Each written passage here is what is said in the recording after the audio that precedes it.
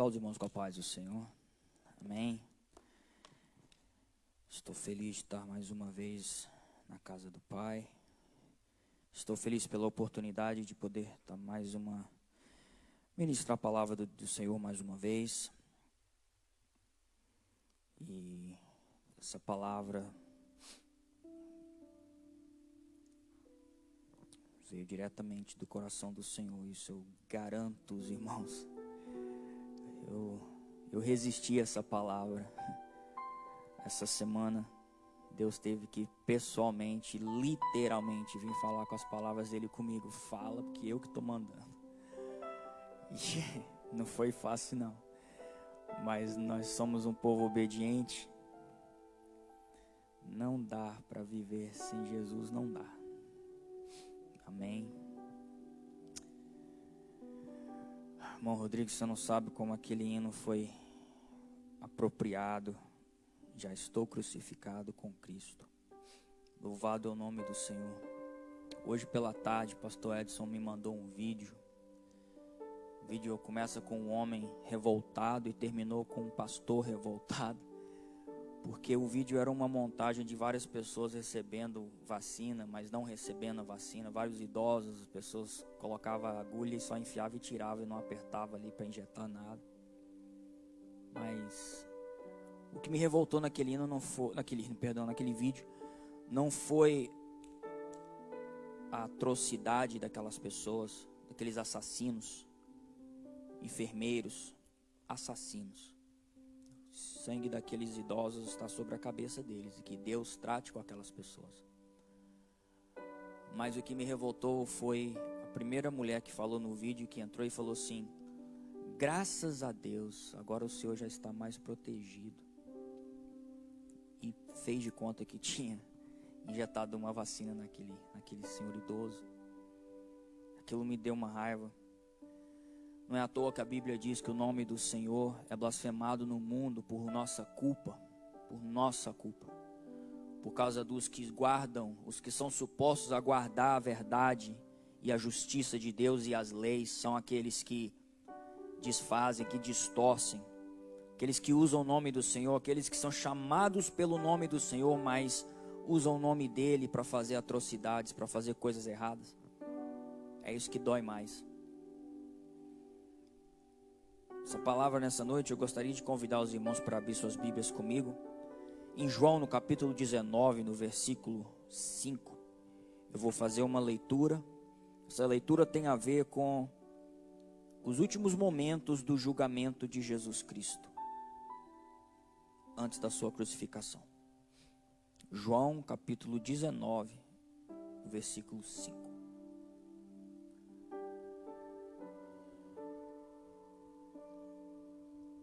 Todos encontraram? Amém?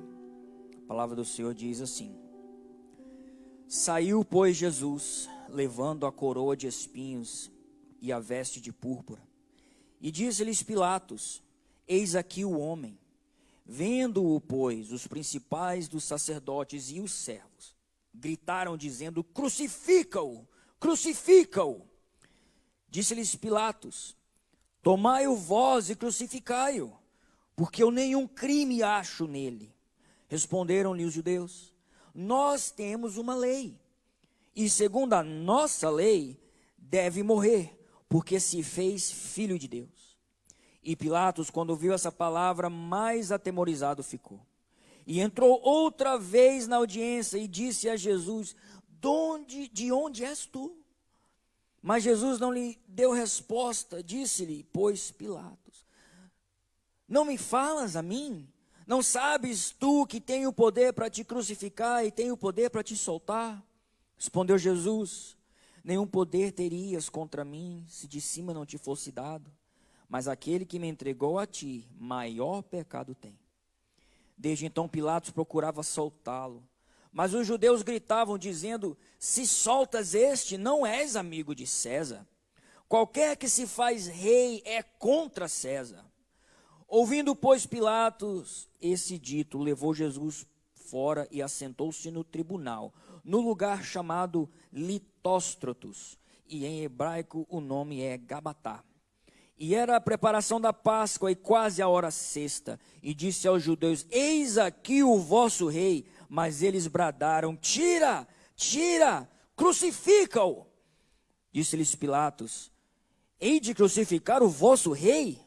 Responderam os principais, os sacerdotes: não temos rei, senão o César. Então entregou-lhe para que fosse crucificado. E tomaram a Jesus e o levaram. Amém? Só até aí podeis assentar. Senhor Jesus, a palavra é tua. Seja feita a tua vontade nesta noite. Faça o que o Senhor quiser nessa casa, Pai, em nome de Jesus. Amém. Quem sabe o que vai vir depois de amanhã? Que dia que é depois de amanhã? Vocês por acaso sabem do calendário mundial? Não, depois de amanhã. Não é no domingo, não. Sexta-feira da Paixão. É um dia muito especial, onde os religiosos fazem umas orações, fazem um jejum, andam com a cara bem murcha assim o dia inteiro, para todo mundo ficar com dó deles, perguntar: o que está acontecendo? Eu falei: eu estou triste, Jesus foi crucificado. Mas não deixa de ser um dia sério. É os hipócritas que gostam de se aparecer. Sexta-feira da Paixão. É o dia onde que Jesus foi fisicamente colocado na cruz, crucificado. Mas antes disso ele passou por um julgamento, um tribunal, feito pelas próprias pessoas que eram o povo dele. Os próprios, hoje em dia você chamaria ele de cristãos. Naquela época eles eram simplesmente os judeus.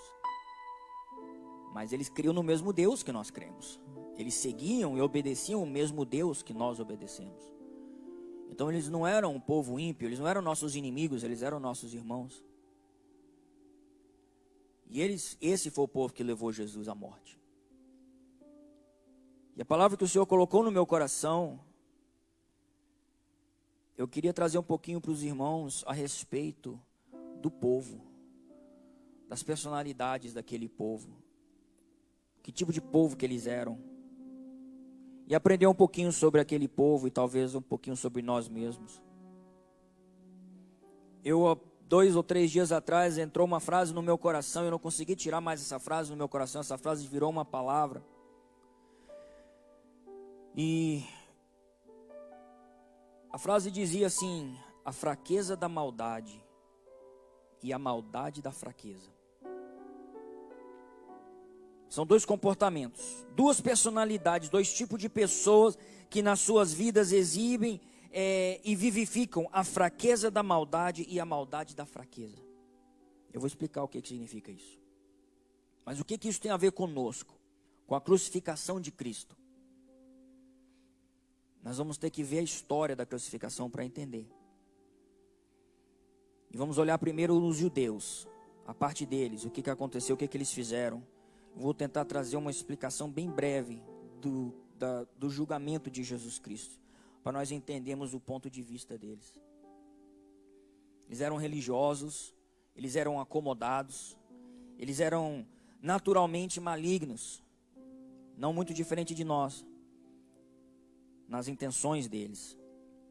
E Jesus veio, Jesus incomodou a posição deles. Jesus incomodou aquele povo, o estilo de vida deles. Jesus trouxe a verdade ia de encontro, ia contra a verdade que eles tinham criado para eles mesmos. Então Jesus estava atrapalhando a vida perfeita deles, a santidade deles. Então Jesus tinha que ser removido. De um jeito ou de outro, Jesus tinha que ser tirado de cena. O Filho de Deus estava atrapalhando a vida dos servos de Deus. Mas tinha que ser feito sem pecar. Tinha que ser feito sem quebrar a etiqueta, sem se sujar, sem perder a aparência.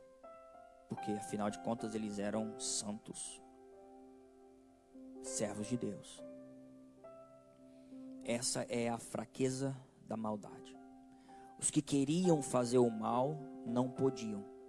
Homens malignos, possuídos de inveja e receio, gananciosos, com uma convicção de autojustiça, Eles tinham toda a maldade e a maliciosidade necessária para cometer o crime, tirar a vida de Jesus. Só que não é tão fácil assim como parece, você crucificar um homem inocente. Não é tão fácil assim. Não é tão simples como parece. Você conseguir tirar a vida de uma pessoa inocente, além do mais na frente de um povo todo. Foi um esforço muito grande da parte deles. Uma série de audiências muito bem coreografadas e orquestradas para eles conseguir passar a sentença que já havia sido passada no coração deles. Jesus era digno de morte.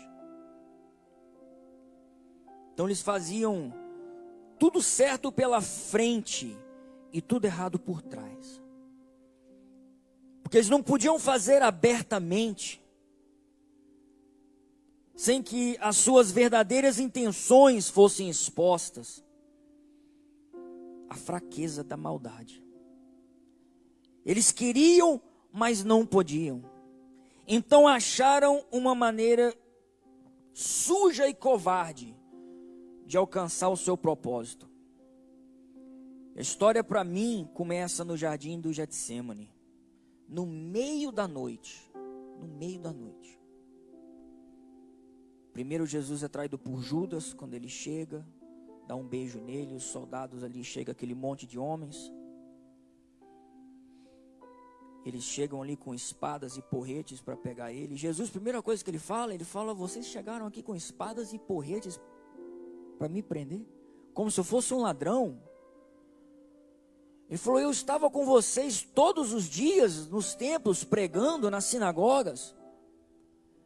E vocês vêm com espadas e porretes me buscar no meio da noite.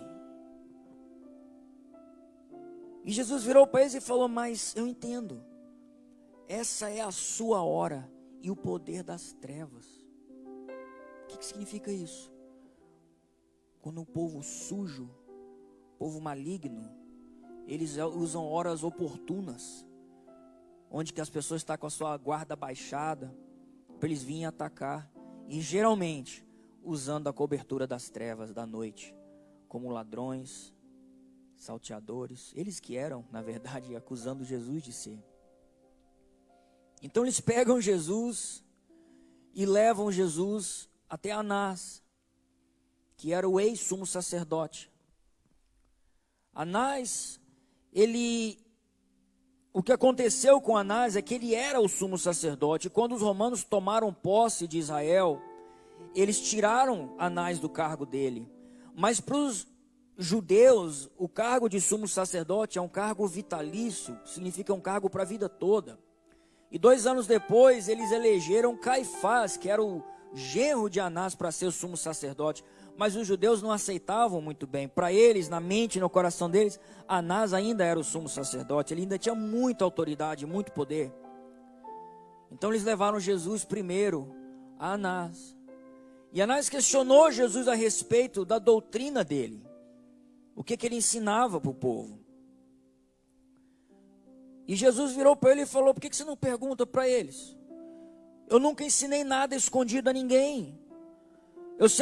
Tudo que eu ensinei foi aberto para todos ouvirem.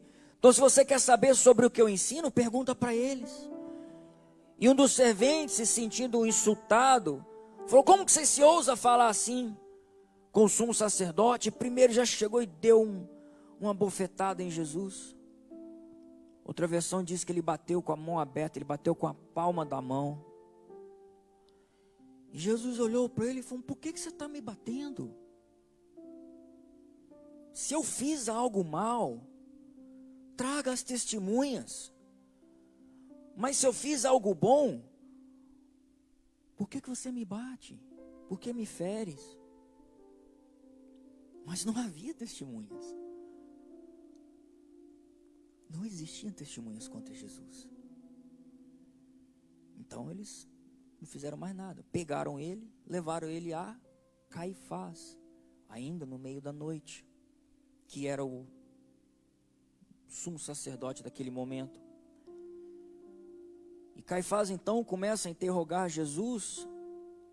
E eles então começaram a trazer falsos testemunhos para falar mentiras contra Jesus. Só que o testemunho deles era tão falso que ele era incoerente. Até os próprios que estavam querendo acusar Jesus, não deu para eles usar esses testemunhos, que eles eram tão mentirosos. E eles não estavam usando aqueles testemunhos. Então, não estava dando certo. Eles precisavam de alguma coisa para acusar Jesus de blasfêmia. Falso testemunho não deu certo. Então Caifás fez Jesus responder sob juramento ao Deus vivo, se ele era o Filho de Deus. E Jesus respondeu a ele, lá em Marcos 14, Jesus disse: eu sou. Falou com autoridade. E falou: e vereis o Filho do Homem assentado à direita do Todo-Poderoso e vindo sobre as nuvens do céu. Aí ele falou uma coisa séria: eu sou. Qual foi o primeiro nome que Deus se apresentou para os judeus? Era uma palavra forte. Eu sou, ele falou. Isso tinha um significado muito forte. Caifás então começou até a lamber os beiços. Falou: agora eu peguei ele. Ele, para fazer uma cena, rasgou suas vestes. E falou: mas que testemunha mais que nós precisamos? Ele acabou de blasfemar com a própria boca dele. O que vocês acham? E falou para os outros que já estava tudo tramado. Aí eles falaram: digno de morte. Começaram a gritar então. Já estava tudo planejado. Embora Jesus não tivesse nem blasfemado e nem mentido, eles falaram que ele era digno de morte. E na cegueira do ódio deles, eles receberam a verdade de Cristo como blasfêmia e mentira. E logo amanheceu, então eles pegaram e levaram Jesus amarrado até a Assembleia Geral, já com tudo mastigado, tudo pronto para que ele fosse condenado à morte. Chegando lá, eles apresentaram as provas que eles tinham e levaram direto para Pilatos para obter a pena de morte, porque eles não podiam matar ninguém sem autoridade do governador, porque eles eram um povo debaixo da autoridade de Roma. Homens líderes religiosos, encarregados de guardar a verdade e as leis de Deus, distorceram a verdade de Jesus Cristo com mentiras para atrair o próprio Salvador. Não é à toa que lá em Romanos 7, Paulo diz: pois eles mudaram a verdade de Deus em mentira, adorando e servindo a criatura em lugar do Criador. Romanos 1, perdão. E essa era a primeira parte do julgamento de Cristo. E ela foi injusta e errada de tantas maneiras. Tantas maneiras. Primeiramente, os guardiões da lei e da verdade já tinham sentenciado a Jesus no coração deles antes mesmo de apresentar ele ao conselho, antes de abrir um inquérito contra ele. Em segundo lugar, os guardiões da lei e da verdade buscaram falsas testemunhas contra Jesus, quebrando a própria lei deles. Em terceiro lugar, os guardiões da lei e da verdade não permitiram que Jesus tivesse uma defesa. Ele não teve um advogado de defesa, ele não pôde se defender de maneira alguma. Ele não foi tido como inocente até que se prove o contrário, que já existia naquela época, por acaso. Mas ele não teve uma defesa, que era contra a lei dos judeus. Todo mundo tinha direito de uma defesa.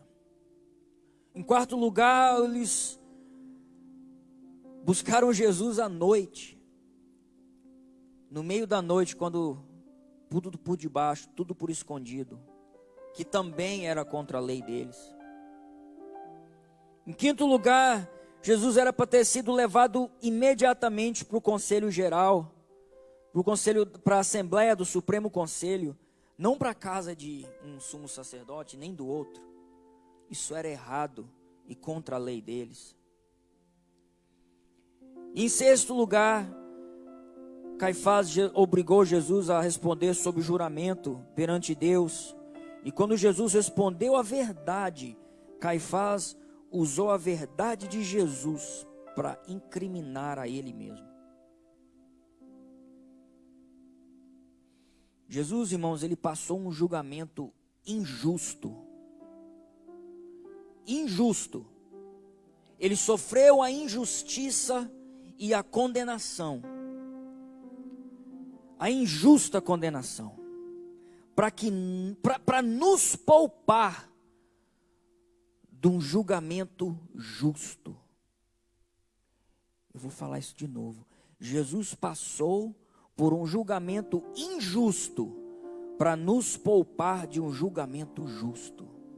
Porque se nós fôssemos julgados, nós teríamos sido condenados. O escrito de dívida que era contra nós era verdadeiro, ilegítimo, e não tinha outro veredito senão a morte. Isso aconteceria num julgamento contra nós, um julgamento justo. Mas Jesus passou por um julgamento injusto para poupar todos os homens disso. Enquanto isso, Judas, atacado na sua consciência, voltou lá correndo e falou: eu pequei, eu traí sangue inocente. E eles viraram e falaram: o que nos importa? O que eles queriam ter com isso? Nós só contratamos o assassino, nossas mãos estão tecnicamente limpas. Você cometeu crime, nós só pagamos pelo assassino, nós só fizemos o contrato. Quem matou foi você, quem traiu foi você. Judas então sai, devolve as moedas e vai se enforcar.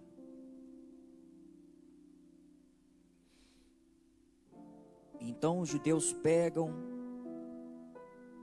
Jesus e levam ele então para perante Pilatos. Segunda parte do julgamento. Aqui então, nesse momento, Jesus para de sofrer a fraqueza da maldade e começa a sofrer a maldade da fraqueza. Pilatos, ele era o governador de Israel naquela época, romano, que governava o território de Israel.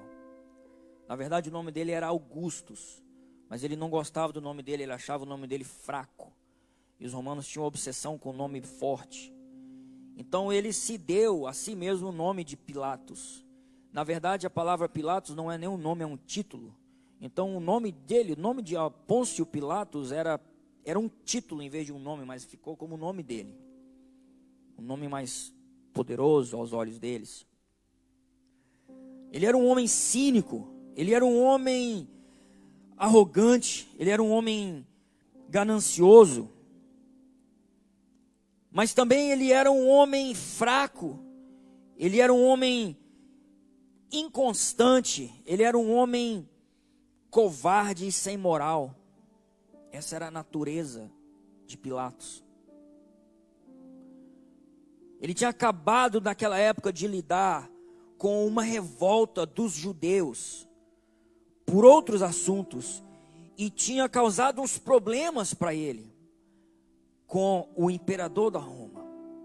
Então ele tinha medo de outra revolta se levantar e ele ter o nome dele sujo na praça, como alguém que não tem o punho firme para controlar uma população. E de repente os líderes dos judeus, os guardiões da lei, da verdade, chegaram com Jesus amarrado na porta dele e falaram: você tem que julgar esse homem aqui, ele é digno de morte. Passa uma sentença de morte para ele. Ele pega os líderes e fala: vamos então, entra comigo aqui na audiência. Eles falaram: não. A gente não pode entrar com você não. Para a gente não se contaminar, porque nós somos santos. Nós somos puros. E nós não podemos se contaminar, porque senão a gente não vai poder comer na festa da Páscoa daqui a alguns dias. A gente não pode entrar para se contaminar. Porque eles eram santos, perfeitos. Pilatos então pergunta: que acusação que vocês trazem sobre este homem? E eles então, usando talvez um pouquinho de, querendo dar um pouquinho de psicologia, falaram assim: se ele não fosse mau, eu não teria trago ele aqui. Nem acusação eles não tinham contra ele. A única desculpa que eles tiveram: por que você está me questionando? Se ele não fosse um homem mau, a gente não teria trago ele aqui. Não precisa te falar por que a gente quer que ele morra. Pilatos então começou a questionar, e eles finalmente acusaram a Jesus de se chamar rei dos judeus. E eles tentaram atentar então para o sentimento de lealdade de Pilatos, dizendo: se ele realmente for rei, ele não é obrigado a pagar tributos a César. Se ele for o rei, então você tem que dar uma sentença de morte para ele. Enquanto isso, a multidão lá fora ia crescendo. Os que ficaram ali, os líderes, foi chegando gente e foi crescendo e foi crescendo. A princípio, os que estavam em volta sabiam o que estava acontecendo, mas logo alguns só viam por curiosidade, completamente indiferentes. O que está acontecendo ali, aquela gritaria? Eu vou lá ver. E ficaram ali no meio. E geralmente existe uma coisa chamada mentalidade de grupo. Quando começam a gritar uma coisa, todo mundo começa a gritar a mesma coisa. Eles aceitam o que for. O grupo sempre fala mais alto. Eles estavam então incitando o povo contra Jesus ali, os líderes. E o povo recebendo aquilo e entrando, e indo na ideia deles. E a multidão foi crescendo e crescendo. Mas Pilatos logo percebeu que Jesus não era culpado de nada. Ele era inocente de tudo. Mas ele era covarde. Ele não queria passar por esse aperto sozinho. Ele não queria essa culpa nas mãos dele. Aí quando ele ouviu falar que Jesus era da Galileia, ele imediatamente mandou Jesus para Herodes. Para quê? Para compartilhar a culpa com ele. Para ter uma segunda opinião. Condena ou não condena? O que você me diz? Jesus vai perante Herodes então, e vocês sabem da história, Jesus não falou nada. Porque não tinha mais nada a ser falado para Herodes. Jesus ficou completamente calado. A história dele é outra, deixa ele de lado. Herodes então manda esmurrar Jesus. Ele apanha de novo. E manda ele de volta para Pilatos. Aí ele chega lá, a multidão ainda maior, mais alvoroçada. E Pilatos, sabendo que Jesus era inocente, 3 vezes Pilatos declarou publicamente que Jesus não era digno de morte, que ele era inocente. E que ele não iria matar Jesus. Ele foi e falou: leva e mata vocês então, já que é isso que vocês querem. E os guardiões da lei e da verdade não podiam matar. Falaram que era proibido pela lei deles, porque eles eram santos e justos. A gente não pode matar, a gente precisa que você mate ele para mim. Bate nele, esmurra ele, faz ele sofrer, suja as suas mãos com o sangue dele, porque eu sou santo, eu não posso. Pilatos naquela época tinha que soltar um prisioneiro, como era a tradição da festa, da Páscoa. E ele então questiona, fala: quem que eu vou soltar para vocês? Eles disseram: solte-nos Barrabás e crucifica Jesus. Ele ainda perguntou: mas o que eu faço com o seu rei? Crucifique-o. Foi o que eles falaram. Essa foi a resposta deles. Pilatos tenta então mais uma vez falar com Jesus. E ele fala: por que você não quer falar comigo? Você não sabe que eu tenho autoridade para te libertar ou para te condenar? E Jesus então calmamente falou: você não tem nenhuma autoridade que não foi te dada lá do alto. E ele falou: mas não se preocupa não, Pilatos, eu sei o que você tem que fazer. Você tem que fazer o seu trabalho, faça a sua parte. porque o pecado maior está nas mãos daqueles que me entregaram a você, os guardiões da lei e da verdade. Pilatos, então, em um ato simbólico, ele pega uma vasilha, coloca lá, ele lava as mãos, simbolicamente dizendo: eu sou inocente do sangue deste homem, mas só da pele dele para fora, porque na consciência daquele homem eu acho que ele nunca mais conseguiu passar por cima do ato, do fato de que ele tinha mandado um homem inocente para a cruz. Foi só simbólico mesmo, aquilo ali não serviu para nada. Ele era tão culpado quanto os outros. Então, ele trouxe Jesus para fora e diz: eis aqui o rei dos judeus. E o povo virou e falou assim: não temos Deus, não temos rei, senão César. Pilatos, então, pela fraqueza dele, pela covardia, que ele era um homem fraco, ele cometeu a maior maldade na história humana. Ele mandou um homem inocente, o Cristo, o único que não tinha pecado, ele mandou ele para uma cruz. Essa é a maldade da fraqueza do homem. Por ser fraco, ele causou uma maldade. Por ser inconstante, ele fez uma maldade. Eu vou parar a história da crucificação por aqui, porque eu quero fazer uma pergunta. Aonde que estávamos nós naquele dia? Antes de você pensar numa desculpa ou se convencer de qualquer coisa, deixa eu te falar. Nós éramos a multidão. Nós éramos a multidão. Não adianta se convencer do contrário. Não adianta você pensar que eu faria assim, assim. Não. Não se engane, meus irmãos. Se tudo tivesse acontecido hoje, Jesus teria sido crucificado do mesmo jeito. E nós estaríamos na multidão, gritando: crucifica, crucifica. Às vezes sem nem saber por que nós estávamos gritando, mas estaríamos gritando: crucifica, crucifica.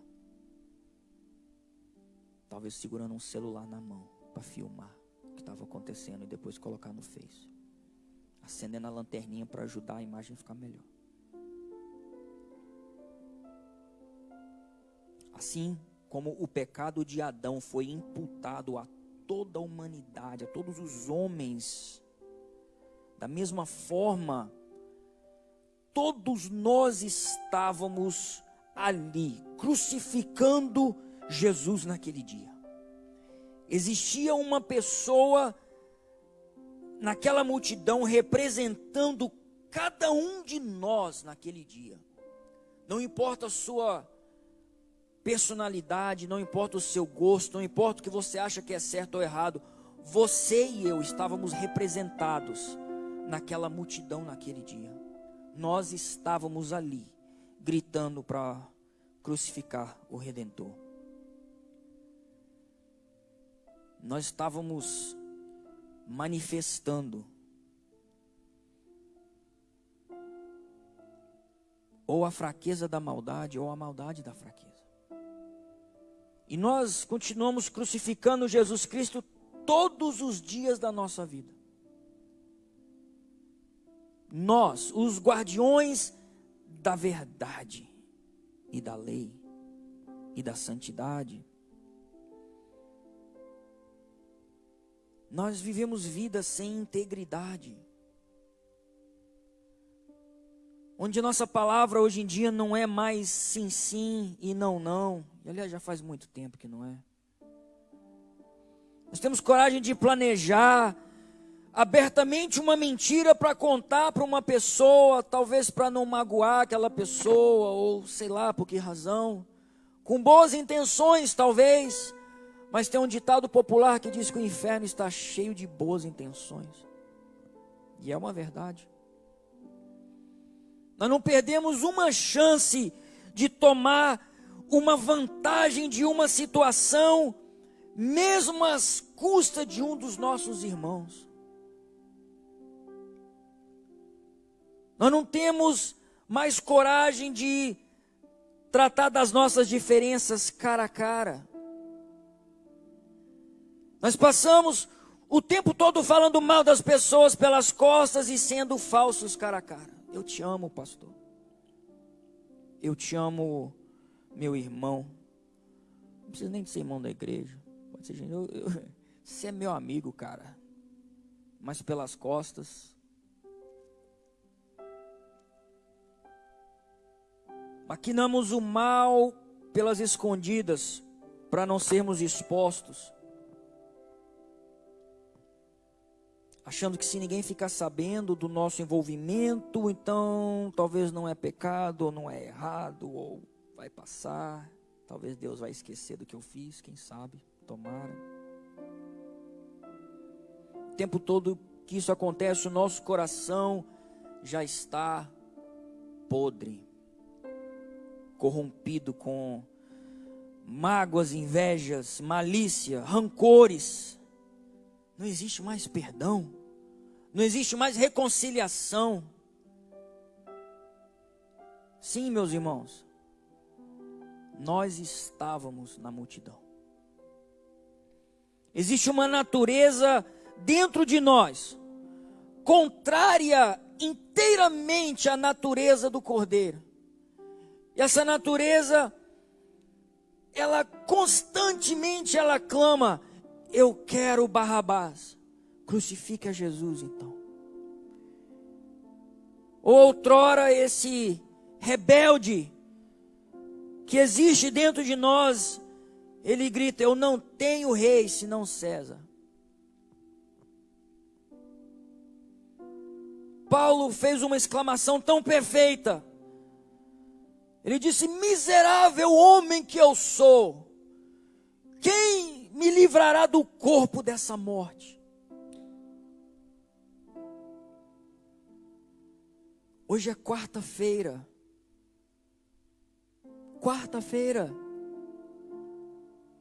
Amanhã à noite eles vão pegar Jesus. Amanhã no meio da noite eles vão pegar e prender ele como se ele fosse um ladrão. E vão levar ele para um julgamento completamente injusto por nossa causa. E eu pergunto: como que eu faço para quebrar esse ciclo da minha vida? Porque eu estou ali com eles. Todos nós estamos. A resposta é simples. Não é fácil, mas é simples. Primeiramente, nós temos que reconhecer o valor do preço que foi pago pelo que Jesus fez por nós naquela cruz. Nós fomos comprados por um preço, e um preço muito alto, de modo que nós não somos mais de nós mesmos, mas nós pertencemos a Jesus Cristo agora. Nós temos que agora então buscar viver uma vida que honra o sacrifício que Jesus fez na cruz. Nós temos que buscar a integridade. Se você não sabe o que é integridade, a maneira mais fácil de descrever integridade é fazer o que é certo mesmo quando não tem ninguém vendo. Integridade. Temos que buscar a verdade, a humildade.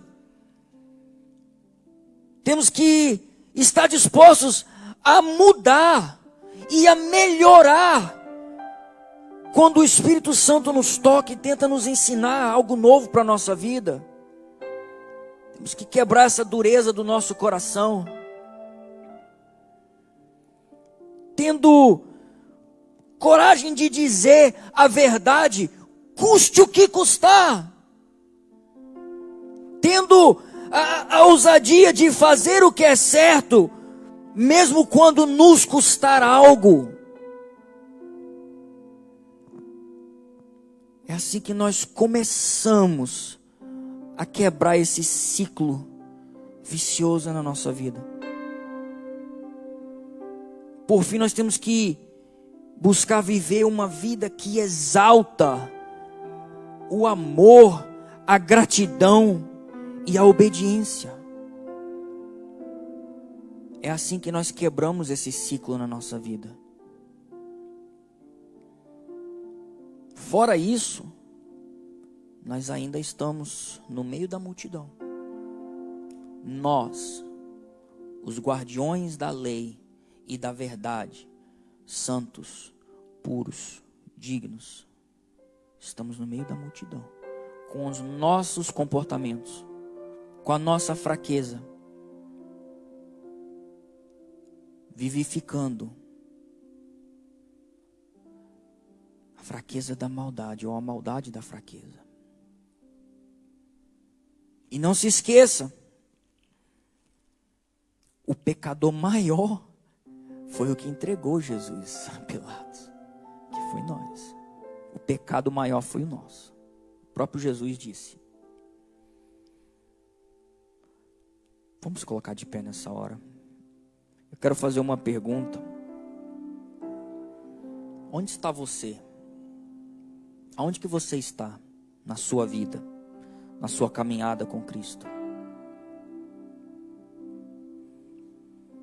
Você está no meio daquela multidão? Ou você está ali pendurado naquela cruz do lado de Jesus Cristo? Assim como o irmão Rodrigo cantou. Você pode dizer no seu coração: já estou crucificado com Cristo. Agora vivo não mais eu, mas Cristo vive em mim. E a vida que eu agora vivo, eu vivo pela fé naquele que me amou e se entregou por mim. A saber, Jesus Cristo.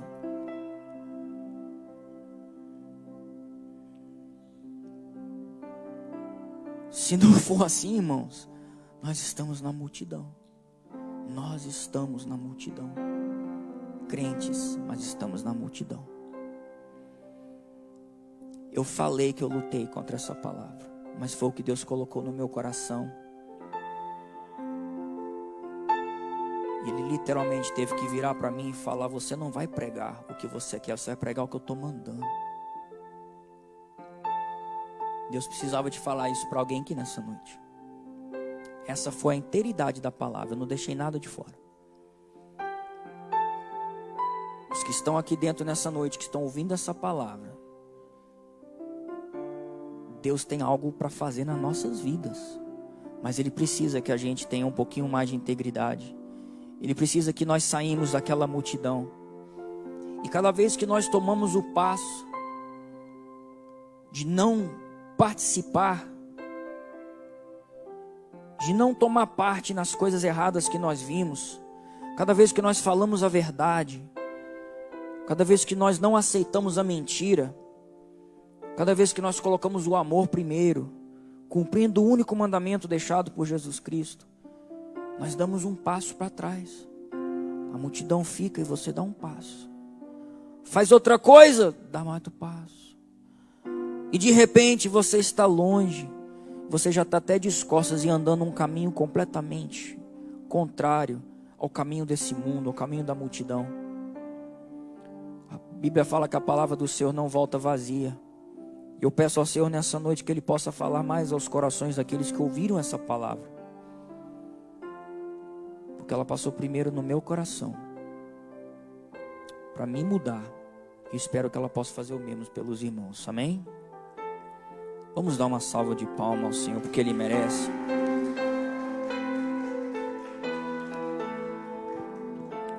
Jesus é digno de toda a honra e toda a glória. O que Ele passou naquela cruz não foi à toa. E o domingo está chegando. O domingo está chegando. A sexta-tarde foi um dia de derrota, mas o domingo de manhã foi um dia de vitória. Glórias e glórias ao nome do Senhor. O domingo está chegando. Satanás odeia o domingo. Ah, meu Deus, Satanás odeia o domingo. Porque o domingo mudou tudo. Mas amanhã à noite, e durante o dia na sexta-feira, tira um minuto para falar: obrigado, Jesus. E me perdoa minhas ações que crucificam o Senhor até o dia de hoje.